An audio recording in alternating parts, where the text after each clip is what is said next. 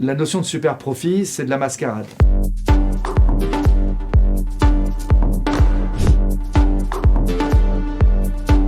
L'inflation dans les centres Leclerc est de l'ordre de 5,5 à 6% quand elle est déjà à 8-9% dans la grande distribution. D'ici la fin de l'année, vu les augmentations tarifaires qui vont passer, je pense qu'il va y avoir presque 10% en France.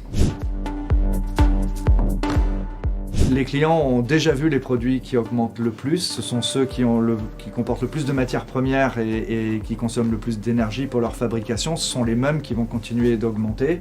Donc il y a des produits agroalimentaires, par exemple comme les pâtes et tout ça, ça continue d'augmenter. Mais sur le non alimentaire aussi, il y a tout l'équipement de la maison, tout ce qui utilise du verre, tout ce qui utilise des emballages, du papier, du carton.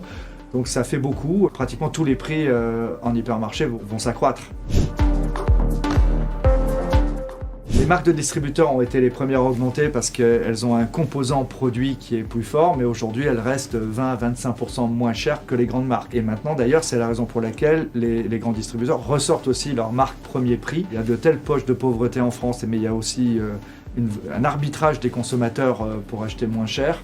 Donc aujourd'hui les enseignes moins chères sont plébiscitées et les premiers prix sont replébiscités.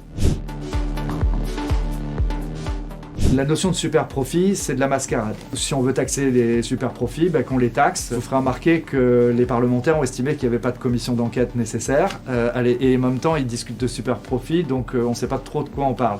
Dans la réalité, moi, ce que je veux dire, c'est que dans la facture qu'on veut faire passer aux consommateurs, il y a certes des coûts de l'énergie, il y a des coûts de matières premières, mais on voit bien que sur l'année dernière et au premier semestre, il y a beaucoup de dividendes qui ont été distribués. Donc quand une entreprise multinationale sert 20% d'augmentation de dividendes, ça veut dire que les consommateurs français ont payé 20% qui vont aux actionnaires et qui ne sont pas des rémunérations d'inflation, de guerre de l'Ukraine, etc. Donc avant de parler de super profit, essayons de maîtriser les prix, armons-nous contre l'inflation et faisons en sorte qu'il n'y ait pas de super profit.